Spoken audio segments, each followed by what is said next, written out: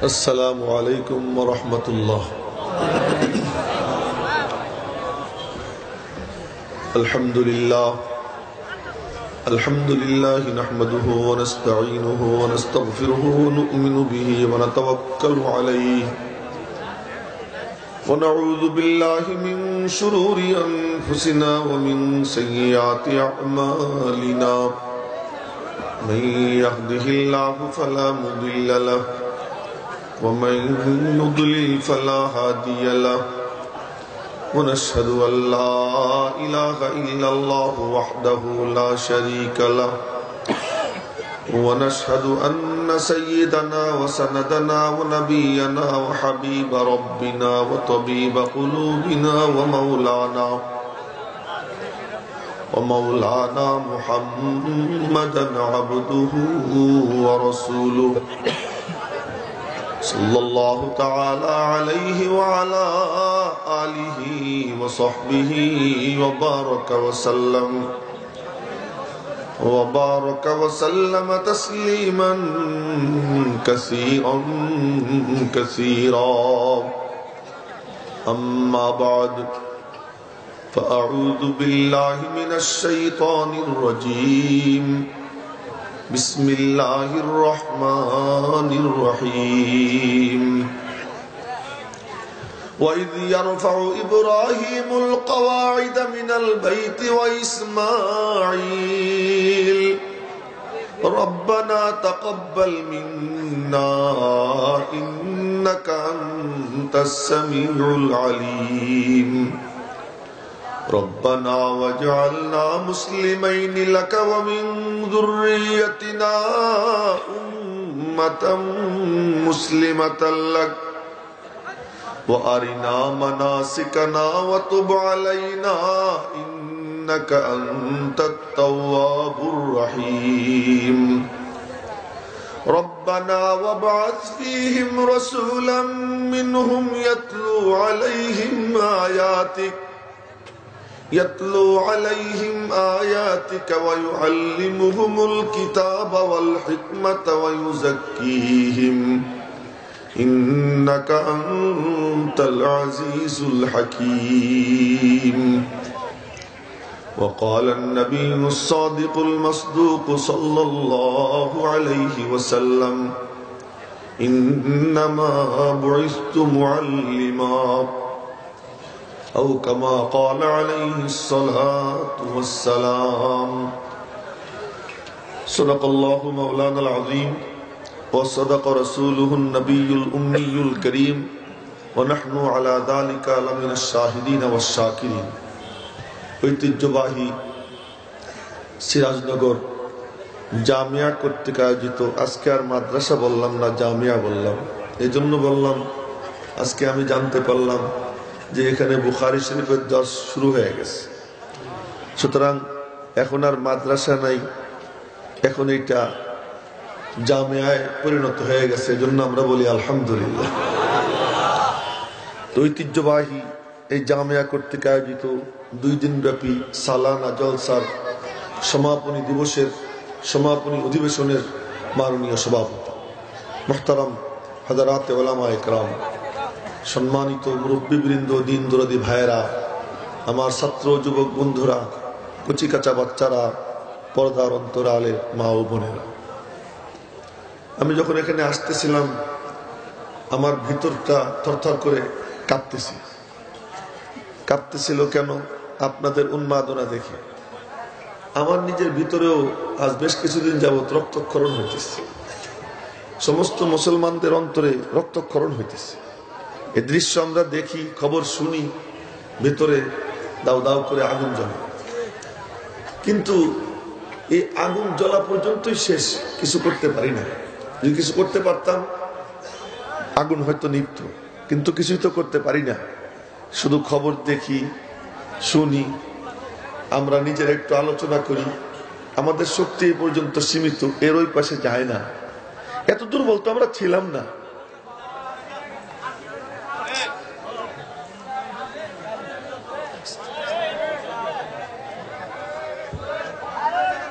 ওহ, এত দুর্বল আমরা ছিলাম না।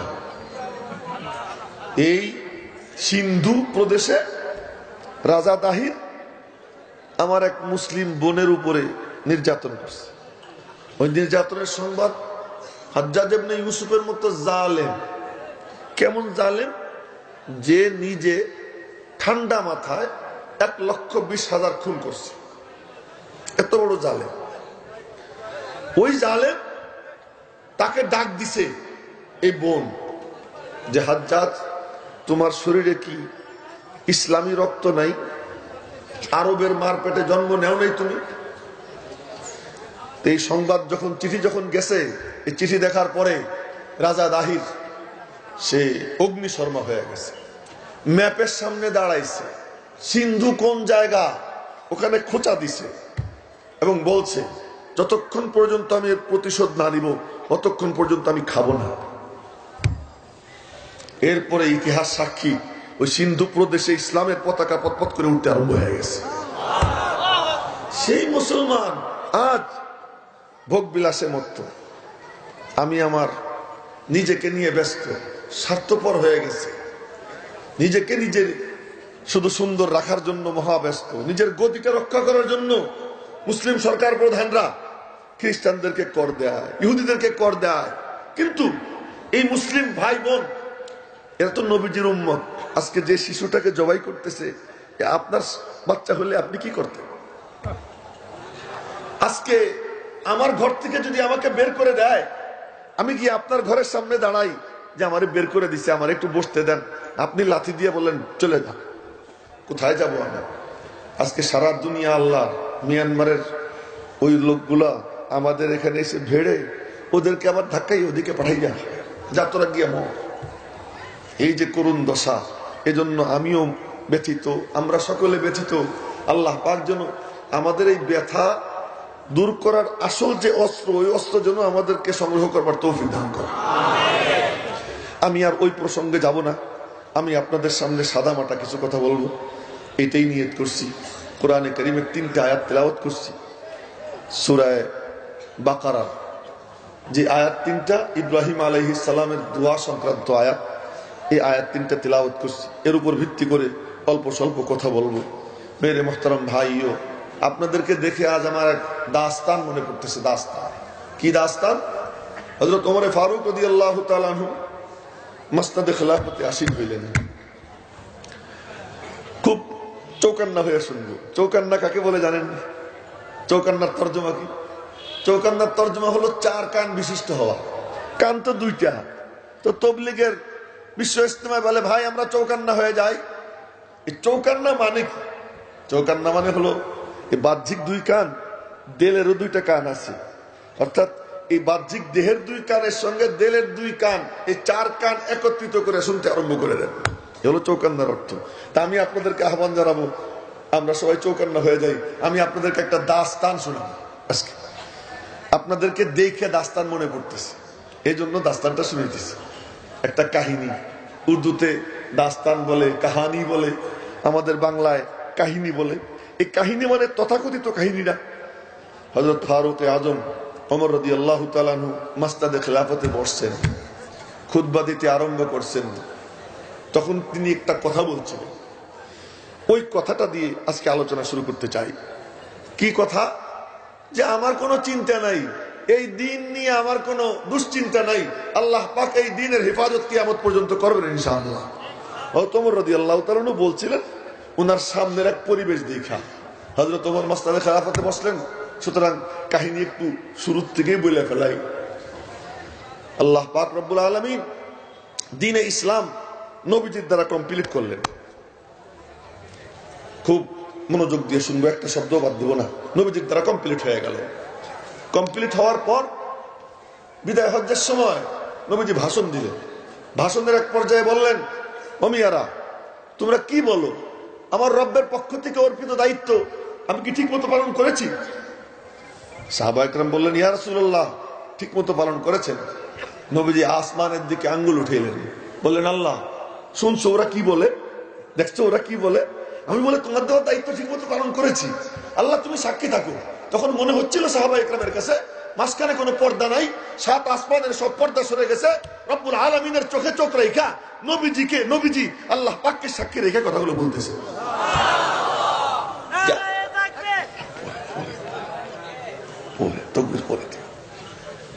আল্লাহ তুমি সাক্ষী থাইকো, তুমি সাক্ষী থাইকো, তুমি সাক্ষী থাইকো 3 বার বললেন। বলার সাথে সাথে জিবরাইল এসে গেছে। জিবরাইলের আসতে সময় কতটুকু লাগতো? আরে সুবহানাল্লাহ, জিবরাইলের গতি কেমন ছিল? নবীজি একদিন জিজ্ঞেস করতেছেন, জিবরাইল তুমি তো যাওয়ার আসো, এইরকম কেমনে আসো, তোমার চলার গতি কি আমার একটু বলো তো। জিবরাইল বললেন, আমার চলার গতি কি বুঝতে হলে একটা কাহিনী শোনেন। কি কাহিনী?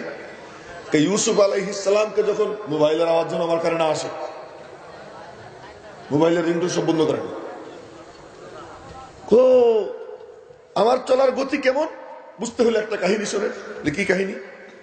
ইউসুফ আলাইহিস সালামকে যখন কূপের মধ্যে ফেলবে, বালতিতে বসাইছে, রশি ছাড়ছে, রশি কাটা শুরু করছে। রশি যখন কাটা শুরু করছে, এমন সময় আমি সীমান্তের বড়ই গাছের গোড়ায় বসাছিলাম। সীমান্তের বড়ই গাছ কোথায়?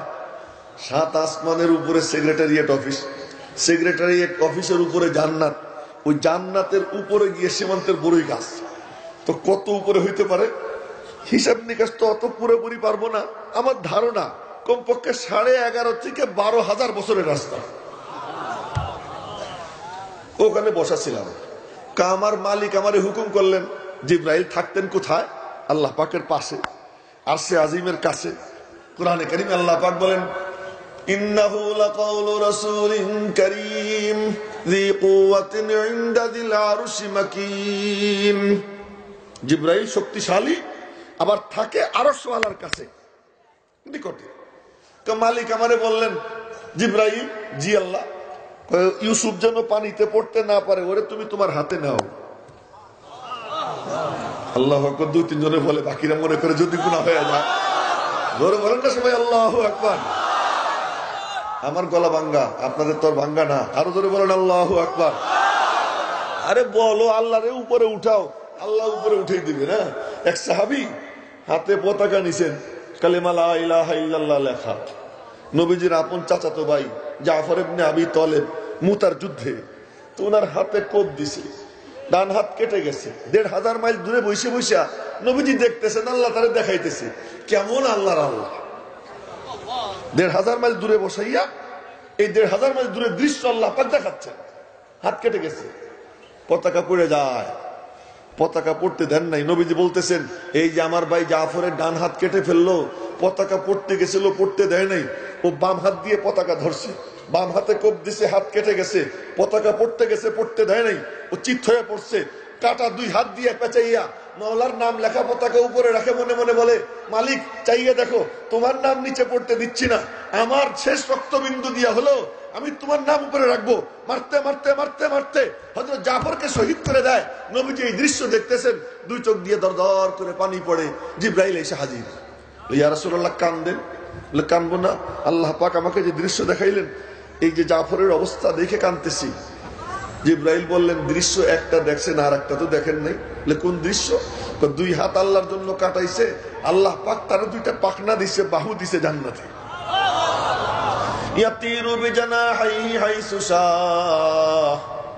তার যেখানে মনে চায় ওই পাখনা দিয়া উড়ে বেড়ায়। আল্লাহর জন্য 2 হাত কাটাইছে, মাওলা জান্নাতে তারে 2 পাখনা দিয়া দেয়। আল্লাহরে উপরে উঠায়, আল্লাহ তারে উপরে উঠায়। ও মুসলমান, তুমি যে নিচে নামছো, আল্লাহরে নিচে নামানোর কারণে তুমিও নিচে নেমে গেছো। সিদ্ধান্ত নাও, আমার সবকিছুর ঊর্ধ্বে মাওলাকে স্থান দেব। আমি আওয়ামী লীগ আগে না আল্লাহ আগে, বিএনপি আগে না আল্লাহ আগে, জাতীয় পার্টি আগে না আল্লাহ আগে, আমার নেত্রী আগে না আল্লাহ আগে, আমার নেতা আগে না আল্লাহ উপরে, আমার ব্যবসা আগে না আমার মাওলা আগে, আমার সব কিছুর ঊর্ধ্বে আমার মাওলা। এই সিদ্ধান্ত যখন মুসলমান নিবে, মাওলা মুসলমানদেরকে সবার উপরে উঠাইয়ে দিবে। জোরে সরে বলেন না আল্লাহু আকবার। মেরে মোহতারাম ভাইও, তো সুযোগ যখন মিলে যায় বলে ফেলবো। তো জিবরাইল উনি বলেন, আমাকে আল্লাহ পাক হুকুম করলেন ইউসুফ যেন পানিতে পড়তে না পারে, ওরে তুমি তোমার হাতে নাও। কই রশি কাটা শুরু হয়েছে, আর আমি বড়ই গাছের গোড়ার থেকে রওনা দিছি, ওদের রশি কাটা শেষ হওয়ার আগে ইউসুফকে আমি আমার হাতের উপর নিয়ে নিলাম। এর আল্লাহু আকবার আমি জোরে বলতে পারিনি, এই জন্য সবাই আস্তে করে আরো জোরে আল্লাহু আকবার। মেরে মুহতারাম ভাইও, তো জিবরাইল এসে হাজির, আইসে বলে আল্লাহকে আপনি সাক্ষী মানছেন? হ্যাঁ আল্লাহকে সাক্ষী মানলাম। আল্লাহ আমারে পাঠাইছেন এই কথা বইলা। আপনি যে আল্লাহকে সাক্ষী মানছেন, আল্লাহ পাক নিজেও সাক্ষী হয়ে গেছেন। আয়াত নাজিল হয়, আল ইয়াউমা আকমালতু লাকুম দীনাকুম। নবীজি আয়াত তেলাওয়াত করছেন। আয়াত তেলাওয়াত করার পর সাহাবায়ে কেরামের মধ্যে আনন্দের বন্যা বয়ে যায়। একজন আরেকজনকে জড়াইয়ে ধরে, কুলাকুলি করে, একজন আরেকজনের কপালে গলায় চুমু খায়, দাড়িতে চুমু খায়, বলে ভাইয়া ইসলাম কমপ্লিট, দিন কমপ্লিট। আর কি খুশি মনে পড়ে যায়। এই দিন তো সেই দিন যেই দিনের জন্য হযরত সুমাইয়ার লজ্জা স্থানে তীর বিদ্ধ করে আবু জেহেল এরকম পা রাখছে, পা রাইখা বর্ষা তার হাতে, বলে এই কলেমা ছাড়, নইলে কিন্তু বর্ষা দিয়ে দিলাম। কাঁচা শব্দ বইলে বলে কাঁচা শব্দ, ওই শব্দ তো আমি মুখ দিয়ে উচ্চারণ করতে পারবো না, ওইটা আমার পক্ষে সম্ভব না যে ওই শব্দ আমি বলবো। বলে কলেমা ছাড়, নইলে কিন্তু দিলাম। গ্রামগঞ্জের মানুষ যা বলে, কাঁচা ভাষায় বলে দিলাম। হযরত সুমাইয়া মনে মনে বলেন, আরে ও কি বলে, আমার মালিক রে আমার দিল থেকে বের করতে কয়, আমি আমার মাওলার দিলের মধ্যে এমন জমান জমাইছি সব দিতে পারি, মাওলারে বের করতে পারি না। হযরত আম্মার দূরে দাঁড়াইয়া দাঁড়াইয়া মার এই দৃশ্য দেখতেছেন। দেখছেন ইসলাম কেমনে আসছে আমাদের পর্যন্ত। ছেলে দাঁড়াইয়া দাঁড়াইয়া মার এই দৃশ্য দেখতেছেন। আর আবু জেহেল বর্ষা বিদ্ধ করে দেয়। ওই অবস্থায় তড়পাইতে তড়পাইতে হযরত সুমাইয়া শহীদ হয়ে যান।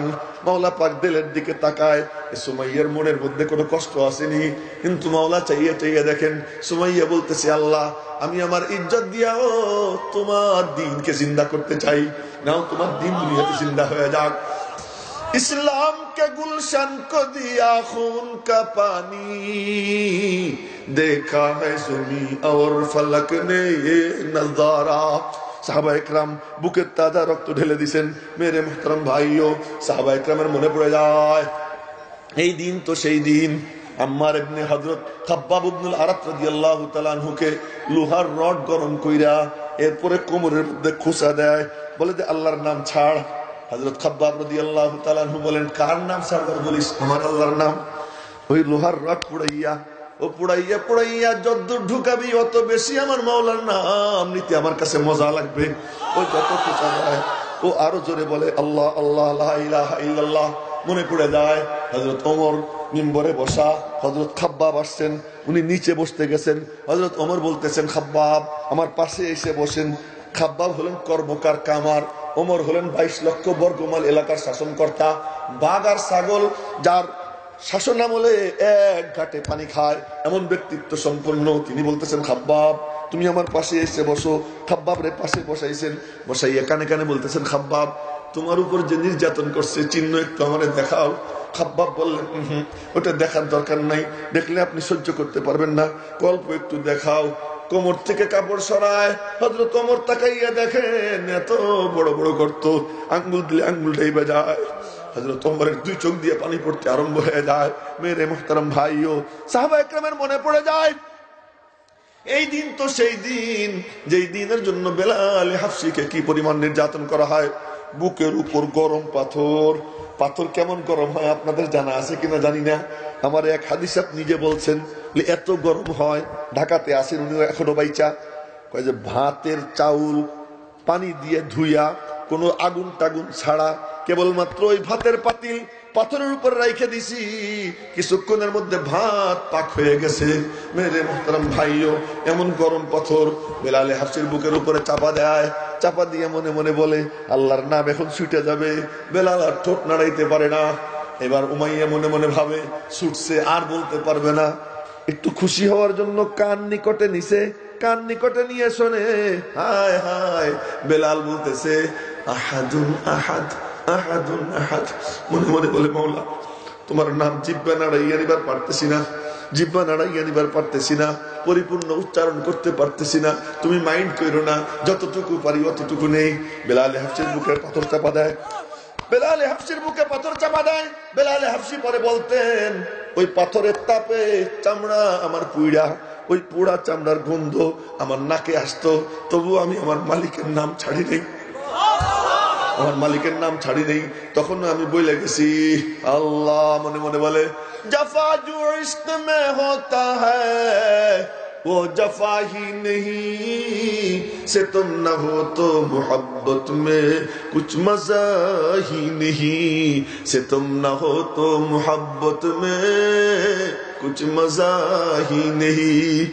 কালে তোমার নাম নিতে গিয়ে যে জুলুম হয় এটা কোনো জুলুমই না। জুলুম যদি নাই হইল প্রেমের মজা কোথায় পাবো? বেলালে হাফসি মেরে মোহতারম ভাইও, তার কথা মনে পড়ে যায়, সাহাবায়ে কেরামের ত্যাগ আর কুরবানি।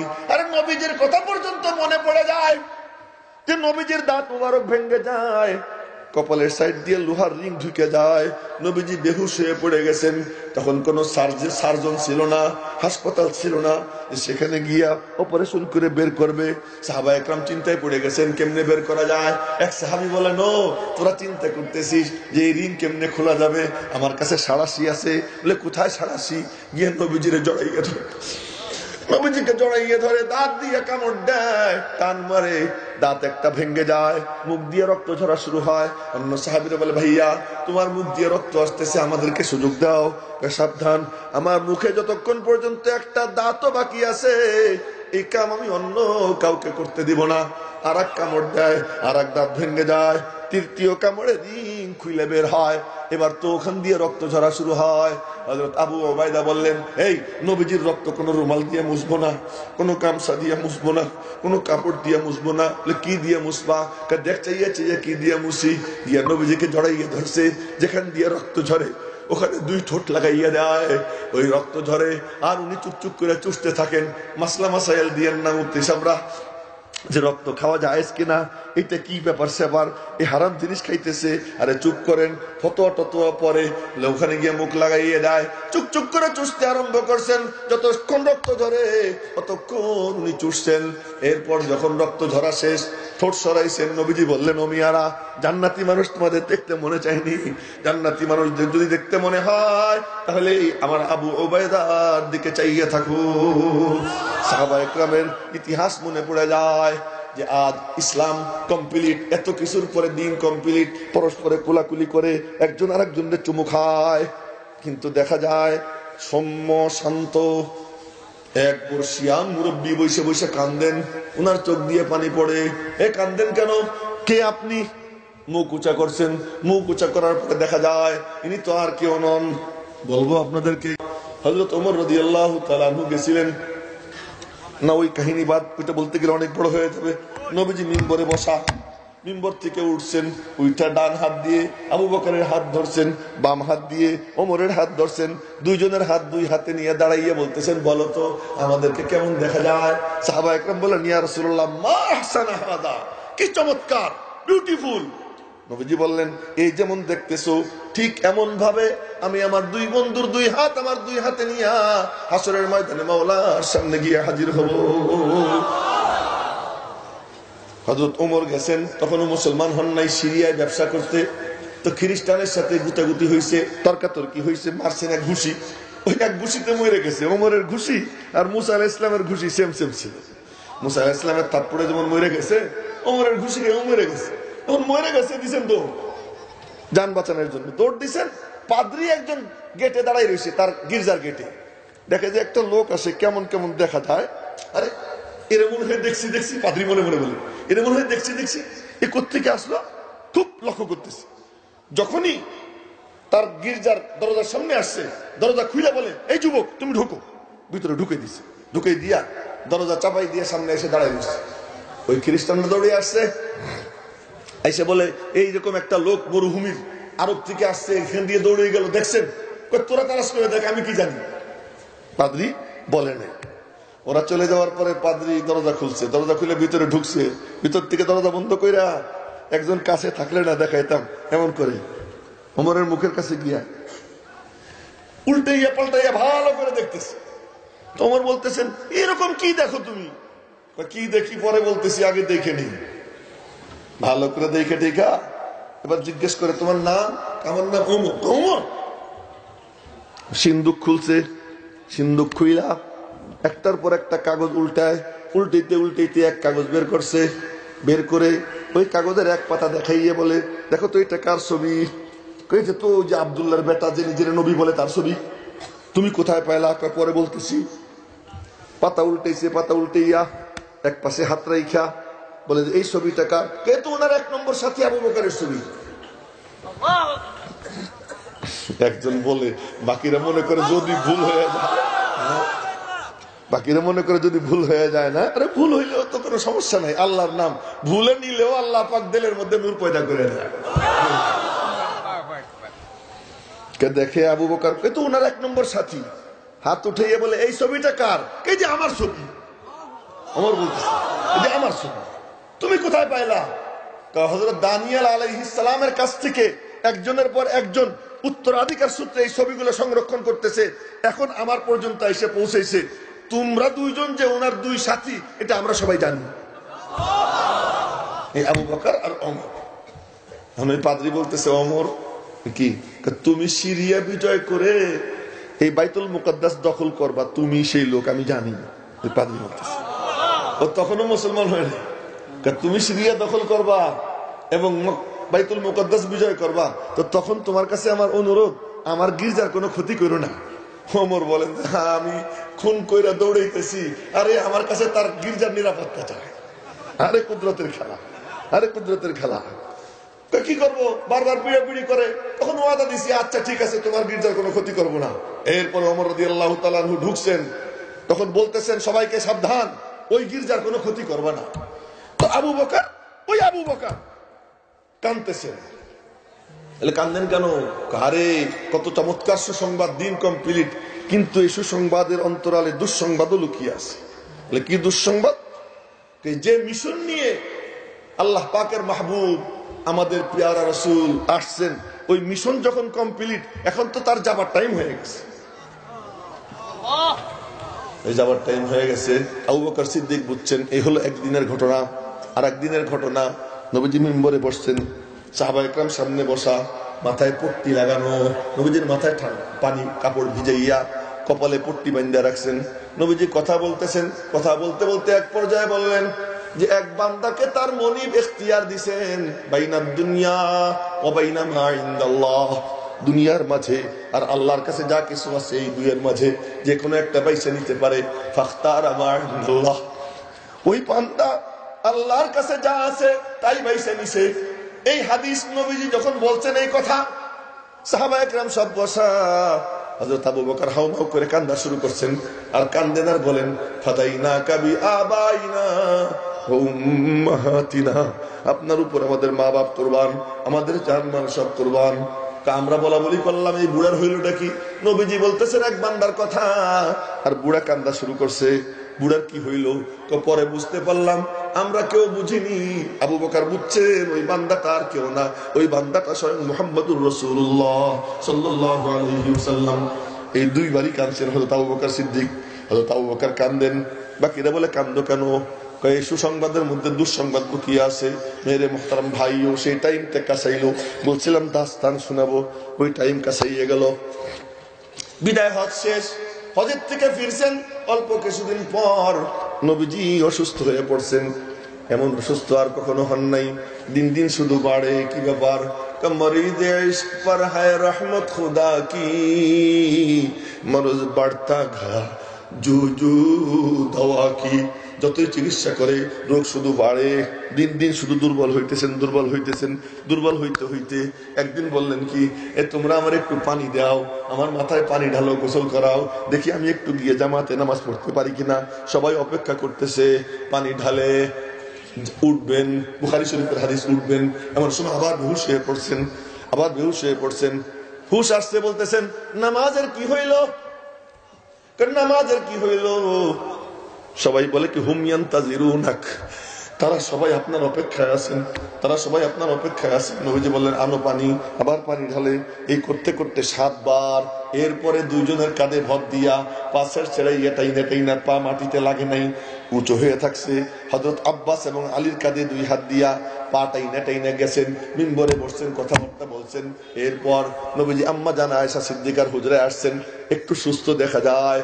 নবীজি বলেন, আবু বকর, আমার তো এখন একটু ভালো লাগতেছে, তুমি তো অনেকদিন বাড়ি যাও না, একটু বাড়িতে গিয়ে বাজার টাজার করে দিয়ে আসো। আবু বকর বাড়িতে বাজার করতে যায়। নবীজি আম্মা জান আয়েশা, এই অনেক লম্বা কাহিনী, খুব সংক্ষেপে বলতেছি। নবীজি আম্মা জান আয়েশা সিদ্দিকার বুকে মাথা রাইখা হেলান দিয়ে রইছেন। এমন সময় জিবরাইল এসে হাজির।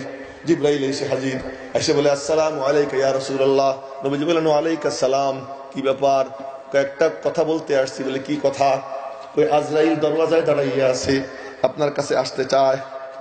আজরাইল দরওয়াজায় দাঁড়াইয়া আপনার কাছে আসতে চায়, অনুমতি দিবনি? নবীজি বললেন, অনুমতি দাও, আসতে বলো। আজরাইল সালাম দিলেন, আসসালামু আলাইকা ইয়া রাসূলুল্লাহ, আনা আজরাইল, আদখুল। সালাম আপনার উপর হে আল্লাহর রাসূল, আমি আজরাইল, আসতে পারি? নবীজি বললেন, আসুন। আজরাইল ঢুকছেন, দুইকেই বললেন, এই জীবনে প্রথম সালাম দিয়া অনুমতি নিয়ে ঢুকলাম, আজ পর্যন্ত কারোর কাছে সালাম দিয়া অনুমতি নিয়ে যাইনি, সোজা চলে গেছি, আজই প্রথম আপনার কাছে সালাম দিয়ে অনুমতি নিয়ে আসলাম। নবীজি বললেন, কি ব্যাপারে আসছো? একটা প্রস্তাব নিয়ে আসছি। কি প্রস্তাব? কি প্রস্তাব? কলজা ভাঙ্গে যাওয়ার মতো প্রস্তাব। বলে, কি প্রস্তাব? যে মালিকের পক্ষ থেকে আসছি, মালিক বলছেন আপনার যতদিন মনে চায় আপনি দুনিয়ায় থাকতে পারেন, আবার যদি মনে চায় মালিকের কাছে যাইতে পারেন, আল্লাহর কাছে যাইতে পারেন।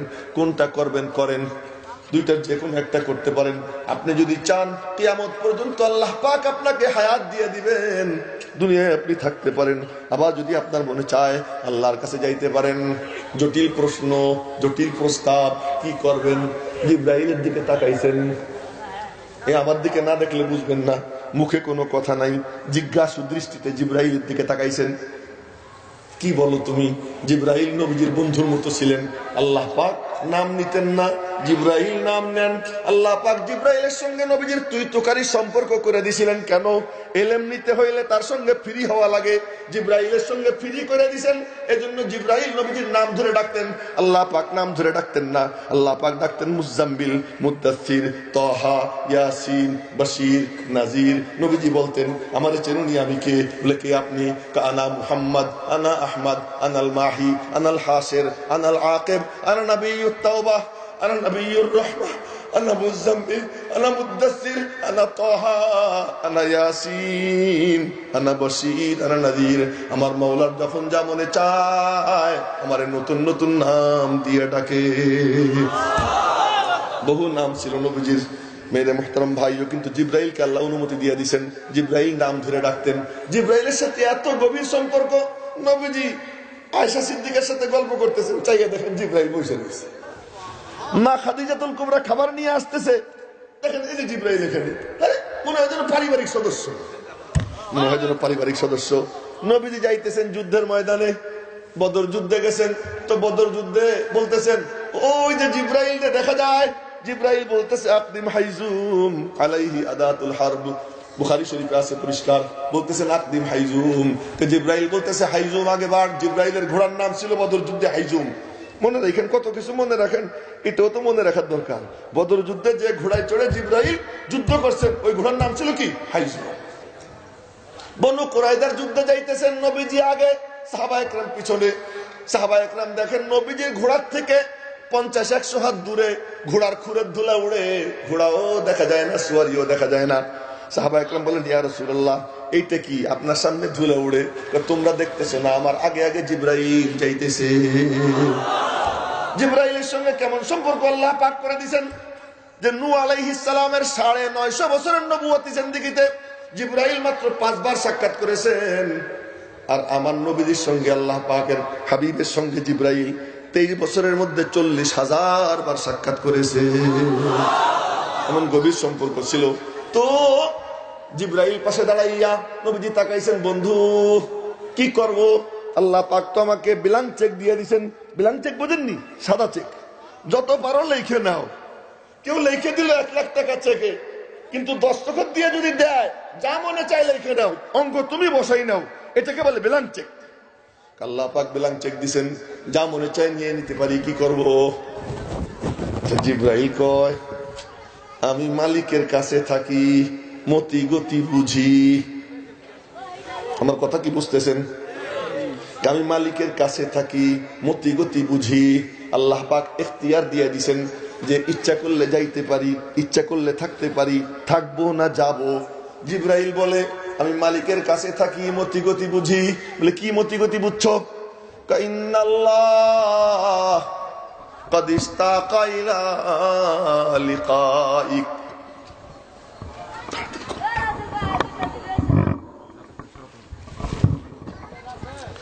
كإن الله قد اشتاق إلى لقائك।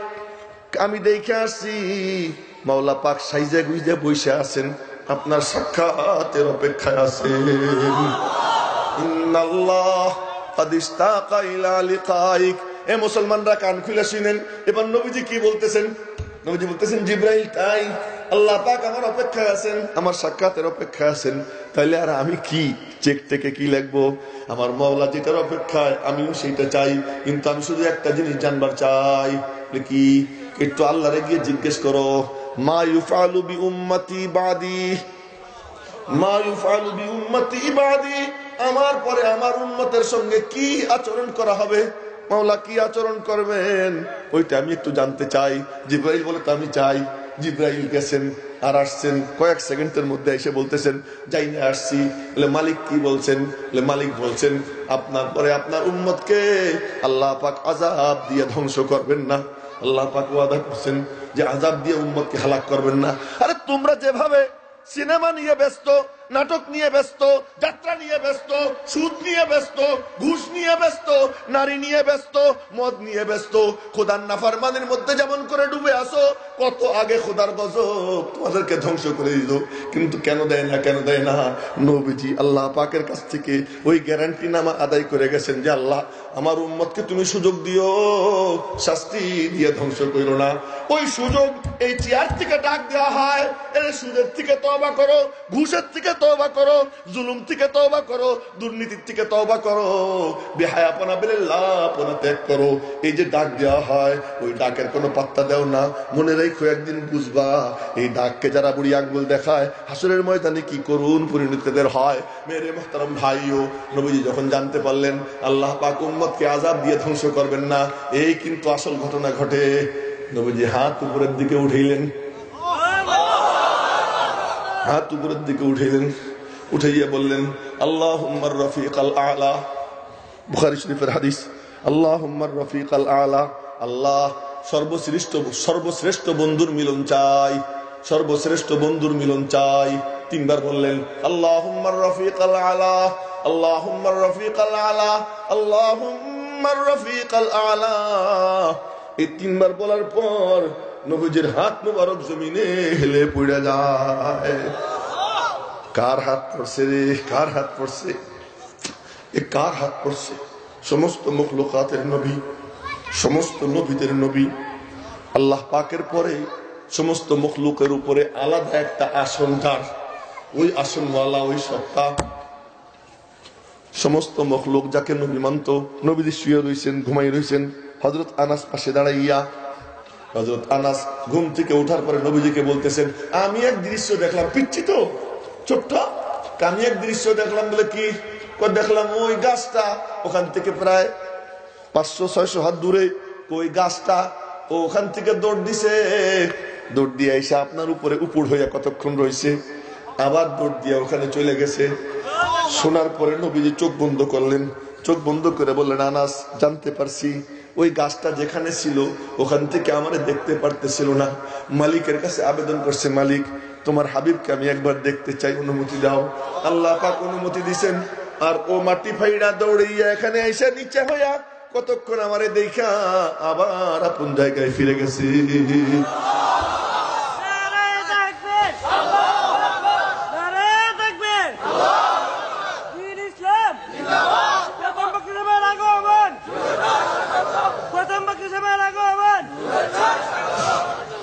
কেবল আইসি নি, আমি কত আগে আইসি।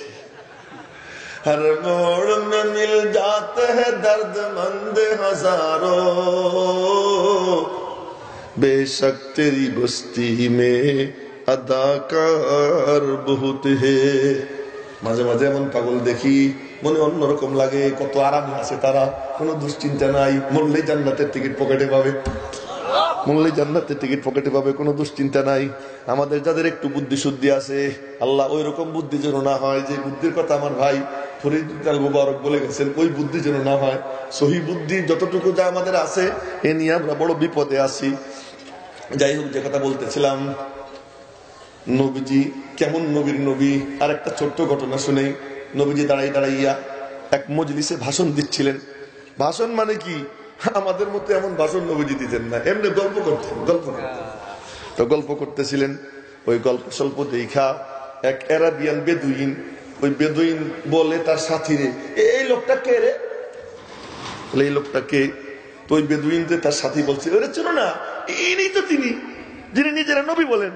আচ্ছা, তাহলে এই লোকই সেই লোক যে স্বামী স্ত্রীর মধ্যে গন্ডগোল লাগায়, পিতা পুত্রের মধ্যে দ্বন্দ্ব লাগায়, ভাই ভাইয়ের মধ্যে কলহ সৃষ্টি করে, এই লোকই সেই লোক। হ্যাঁ, দাঁড়াও, মজা বুঝেই। তার কান দিয়ে একটা বাঁশের আগায় ঝুলতেছে দব। দব একটা প্রাণী, গুইসাপের মতো দেখা যায়। হাদিসে দব্বের আলোচনা আসছে, এবং দব হযরত খালিদ ইবনে ওলীদ নবীজির দস্তরখানে বসে খাইছেন। যারা তিরমিজি শরীফ পড়ছেন দেখছেন, এই হাদিস তিরমিজি শরীফে আছে। এই দব এটা খাওয়া যায়, কিন্তু দব্বের তর্জমা যদি আমার জিজ্ঞেস করেন, আমিও পারবো না, কোন সাহিত্যিক হুজুরেও পারবে না। তার কারণ এই দব এই অঞ্চলে হয় না, বাংলায়ও তার কোনো অনুবাদ নাই, ইংরেজিতেও নাই। আমি আমার এক বড় সাকবেদরে বলছিলাম যে, বাবা একটু তালাশ করো দিয়ে, এটার বাংলা তর্জমা আছে নি, আমার একটু দরকার। তার কারণ দব বলি, তর্জমা করতে পারি না, মানুষ মনে করে আমি জানি না, এই জন্য একটু তর্জমাটা দেখো। ও তালাশ তুলাশ করে বলে, হুজুর এর তর্জমা কোনো ডিকশনারিতে নাই। কেন? এটা এই অঞ্চলে হয় না, সুতরাং দবরে দবই বলবো, দেখতে গুইসাপের মতো। কান্দে ঝুলানো, যেমন বাইম মাছ, যেমন আপনার ওই যে কি যেন আছে লম্বা লম্বা মাছ, এগুলো যেমন কান্দে ঝুলানো থাকে সিপিতে, ওরকম ঝুলে নিয়ে আইসা নবীজিরে গালাগাল শুরু করছে। আর গ্রামের গালি, এর শব্দ যে কেমন হয়, কেমন হয় এটা তো আপনারা বোঝেন। গাইলে দিছে। হযরত ওমর পাশে বারে বারে খালি কোমরে হাত যায় ওমরের, আর বলতেছি, ইয়া রাসূলুল্লাহ অনুমতি দেন তো, এই কমিনেটার কল্লা উড়িয়ে দিই। নবীজি বললেন, ধৈর্য ধরো। কাদাল হালিম আইয়াকুনা নাবিয়্যা, ধৈর্যশীল ব্যক্তি তো নবী হয়েই গেছিল, ওমর ধৈর্য ধরো। ওমর ধৈর্য ধরছেন। চিল্লাইতে চিল্লাইতে কুত্তাও একবার থামিয়ে রাখবেন, কুকুরের ঘেউ ঘেউ করে, ঘেউ ঘেউ করতে করতে একবার আর কিন্তু পারে না, তার কোন গলা ভেঙে যায়, কতক্ষণ আর করবে। ওলামায়ে কেরামকে যারা গাইলে আয়, গালির জবাব দিও না। গাইলিতে গেলিতে এক সময় কুকুর যেমন নেতা খাইয়ে পড়ে, ও নেতা খাইয়ে পড়বে, কোনো সন্দেহ নেই। মেরে মুহতারাম ভাই, এক সময় নরম হয়ে যাবে, এক সময় না এক সময় তার দম ফুরাবেই ফুরাবে। তো এরকম মানে গাইলিতে গাইলিতে থামছে। নবীজি বলেন, কিরে মিয়া, তোমার বলা শেষ? কাহা শেষ? আমি কিছু বলবো? বলো, কি বলবা? নবীজি বললেন, আমি আল্লাহর রাসূল, তুমি বিশ্বাস করো না? না। কি হইলে বিশ্বাস করবা? এখন কয় কি, এই মরা দব যদি তোমার রাসূল বলে তাহলে বিশ্বাস করো। অন্যরা চিন্তা করতেছে, আল্লাহু আকবার কয়ে যদি গুনাহ হয়ে যায়, মরা দব্বে রাসূল বললে বিশ্বাস করবো। ও মনে মনে বলে, গোড়ার ডিম তো এমনি কথা কয় না, আরো মরা, এর তো কথা বলার প্রশ্নই আসে না। কিন্তু জানে না কার সাথে কথা বলতেছে। নবীজি বলেন, ঠিক? হ্যাঁ ঠিক। নবীজি ওই দব্বের দিকে ফিরলেন, ফিরে ডাক দিলেন, ইয়া দব, ও দব। এই ডাক দিছেন, এখন যারা লক্ষ্য করে, ওই দব নড়ে চড়ে, সোজা হয়, দুই চোখ বিস্ফারিত করে, নবীজির দিকে তাকায়, তাকাইয়া বলে, লাব্বাইক ওয়া সাদাইক ইয়া যাইনা মান ওয়াফা ইয়াউমাল মাহশার। হাজির আমি ওই সত্তার দরবারে, যিনি হাসরের বিভীষিকাময় দিনকে আকর্ষণীয় বানাইয়া দিবেন, ওই ব্যক্তির দরবারে আমি হাজির। নবীজি বললেন, মান আনা, আমি কে? ওরা জিজ্ঞেস করলেন, আমি কে? মান আনা? ও বলে, আনতা রাসূল রাব্বিল আলামিন, আপনি রব্বুল আলামিনের রাসূল, ওয়া খাতামুন নবিয়্যিন, আপনি সর্বশেষ নবী। কাদিয়ানি কুত্তারা বোঝে না, কিন্তু মরা জন্তু বোঝে। আপনি সর্বশেষ নবী। কাদ আফলাহা মান সাদ্দাকাক, যে আপনাকে সত্যবাদী আখ্যা দেয় সে কামিয়াব। ওয়া হালাকা মান কাযযাবাক, যে আপনাকে মিথ্যাবাদী আখ্যা দেয় সে ধ্বংস হয়, এই বলে আবারও মরে যায়। নবীজি বললেন, এবার তোমার কি বক্তব্য? শর্ত দিছিলাম পূরণ হয়ে গেছে, আমার আর কোনো নতুন কোনো কথা নাই। চোখ বন্ধ করে দেখতে পাইতেছি আমার মাওলা আমার সিনায় হেদায়েতের নূর পয়দা করে দিছে। সঙ্গে সঙ্গে কালেমা পড়ে মুসলমান হয়ে যায়। তো বলতেছিলাম কেমন নবীর নবী, দাঁড়াইয়ে দাঁড়াইয়ে ভাষণ দিচ্ছেন ফাতে মক্কার পর। ওই দূরে মক্কা শরীফের দরওয়াজার থেকে ওই যে চত্বরের শেষ প্রান্ত কিন্তু মেলা দূর, অনেক দূর অনেক দূর। সব মক্কার কাফেররা চতুর্দিকে বসা, নবীজি হজরে আসওয়াদের পাশে দাঁড়াইয়া খানায় কাবার দরওয়াজায় দাঁড়াইয়া ভাষণ দিচ্ছিলেন। হঠাৎ করে ওখান থেকে নামলেন, ওই মাদ্রাসার গেট বা তার থেকেও দূর, ওখানে গিয়ে দুইজনরে বললেন, তোমরা কি বলতেছো একজন আর একজন আমারে নিয়ে? এখন তারা তো কিছু বলছে, ব্যাপার কি, আমরা কি বলছি এটা জিজ্ঞেস করে, আমরা এই মাত্র বললাম, কোনো কথা কয় না, হতভম্ব। নবীজি বললেন, না বললে সমস্যা নাই, ওই পাথর আমার কাছে বলে দিছে তোমরা কি কি বলছো। এই পাথরেরও নবী, গাছেরও নবী, জীবজন্তুর নবী, সমস্ত মখলুকাতের নবী, হাত তার পড়া যায়। তার মানে কি, সারা দুনিয়ার রক্ষা কবচ, সারা পৃথিবীর রক্ষা কবচ। তিনি বলতেন, মা কান আল্লাহ, আল্লাহ পাক বলছেন, মা কান আল্লাহু লিউআযিবাহুম ওয়া আনতা ফীহিম, তুমি যতদিন আছো আমি আল্লাহ আযাব দিব না, তুমি এই সারা দুনিয়ার জন্য রক্ষা কবচ। ও আমার ভাইয়েরা, নবীজি বলতেছেন, আমি যতদিন আছি তোমাদের কোনো চিন্তা নাই, আমি তোমাদের পক্ষ থেকে সব মোকাবেলা করব। বার্মাই লাভ দেখ, আমেরিকাই লাভ দেখ, আর রাশিয়াই লাভ দেখ, যত কুত্তা ফালাফালি করুক, ঘেউ ঘেউ করুক, তোমরা কোনো চিন্তা করো না। ইয়াখরুজ, বুখারী শরীফের হাদিস, ইয়াখরুজ ওয়া আনা ফীকুম ফাআনা হাজিজুহু দুনাকুম।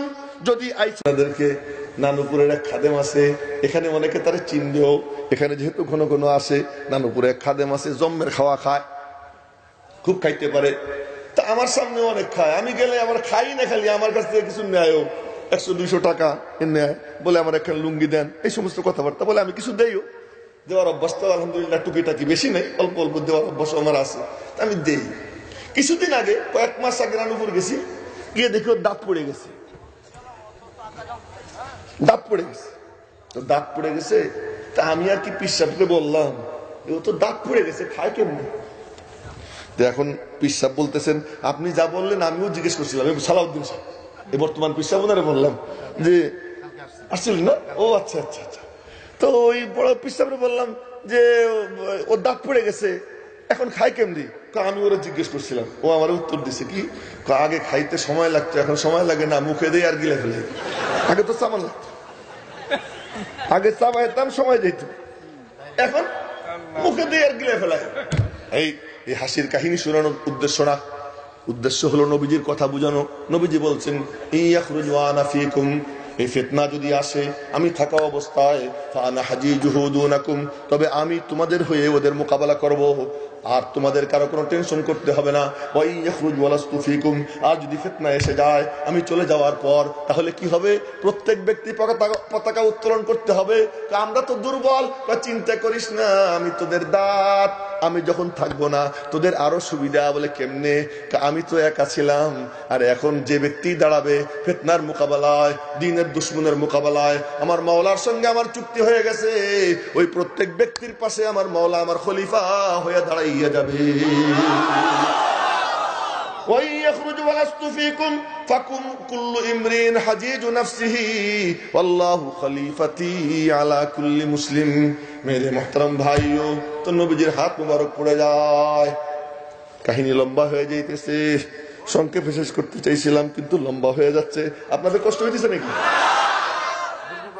হাত পড়ে গেছে, হাত পড়ে যাওয়ার পর আম্মা জান বলে উঠছেন ইন্না লিল্লাহ, সব মারা বলে উঠছেন ইন্না লিল্লাহ।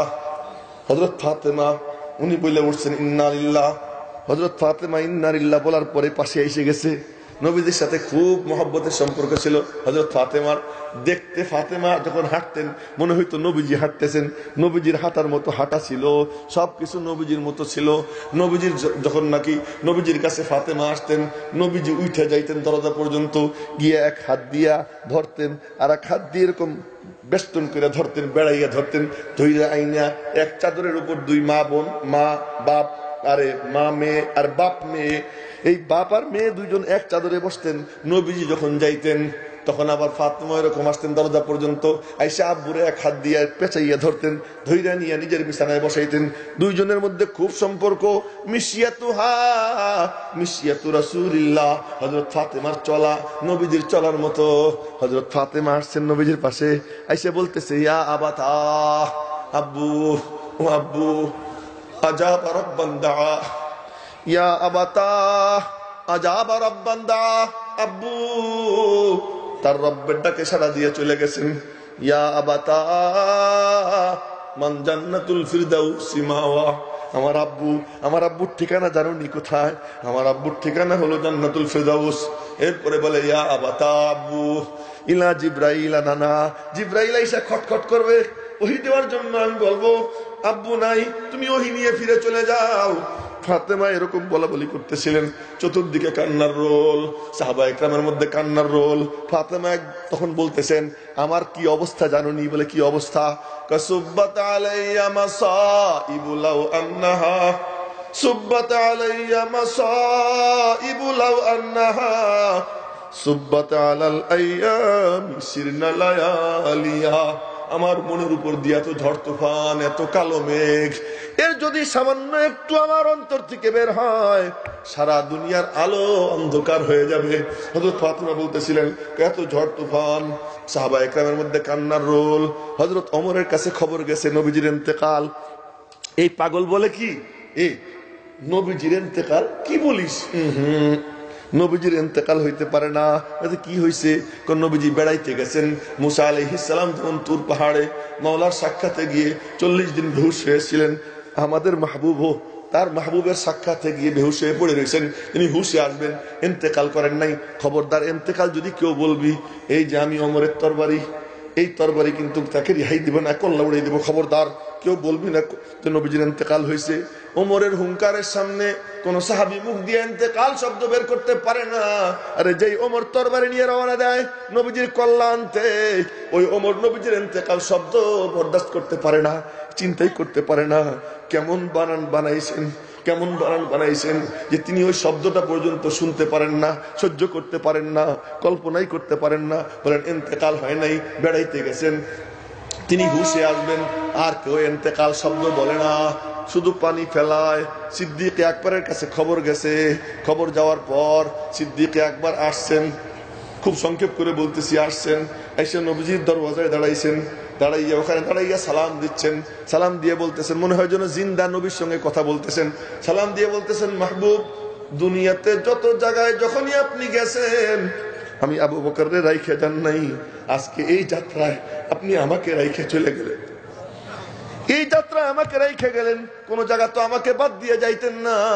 হিজরতের সময় নবীজি যে অনুমতি চায় তারই অনুমতি দেন, যেই অনুমতি চায় তারই অনুমতি দেন।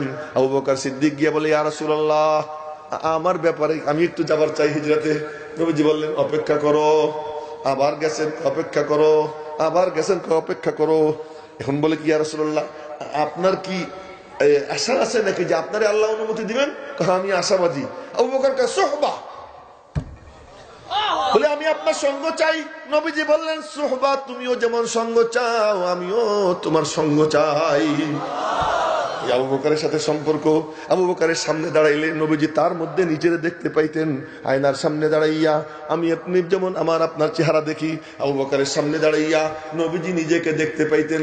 ওই আবু বকর, ও মেরে মোহতারম ভাই, উনি আসছেন, এসে দরওয়াজায় দাঁড়াইয়া সালাম দিয়ে বলতেছেন, মাহবুব দুনিয়াতে কোনো জায়গা আমারে রাইখে যান নাই, আজকে আপনি আমারে রাইখে চলে গেলেন, আমারেও নিয়ে যাইতেন। মনে মনে বললেন, আল্লাহ আমি যদি কান্দি ওদেরকে কে সামাল দিবে?